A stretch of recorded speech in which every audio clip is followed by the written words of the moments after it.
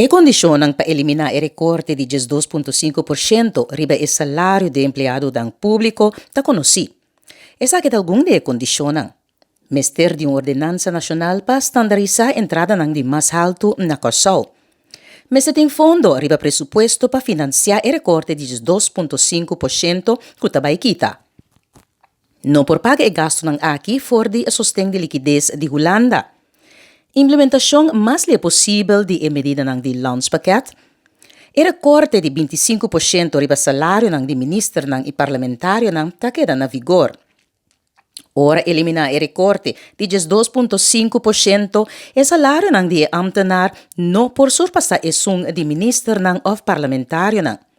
CFT mester hasi uma evaluação de situação. O recorte por 30 na vigor basa riba a decisão de Conselho de Minister.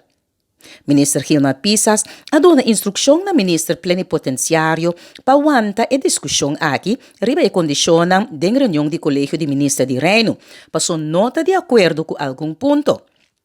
Descreve em televisão a papia com a parlamentário a senhora Ana Maria Pauleta que lamentar a forma que o processo aqui abai e para o motivo ela escreve uma carta dirigida ao presidente do parlamento.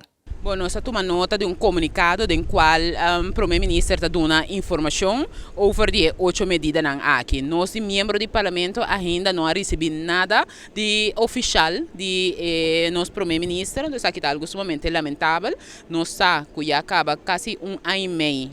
Nosso corpo de ambtenaar, que está quase 4.000 pessoas, está entregando 12,5%. E essa aqui não é para estar solidário com a situação do país. Este único grêmio que, por meio de lei, está entrega parte de nosso salário como solidariedade para o que trata a situação financeira. E a base de receita é importante para nós saber preciso que a negociação que está guardando riba para o que trata a redução aqui.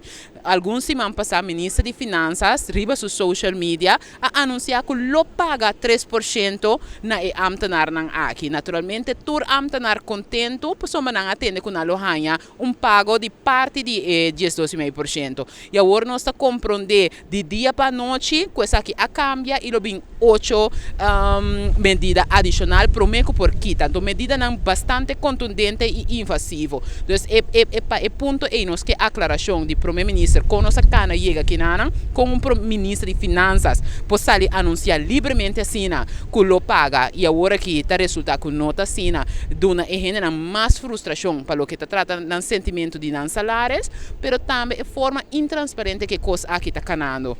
O governo está negociando, foi dia 19 de maio, que o senhor Van Huffelen não está informando nenhum gente nada.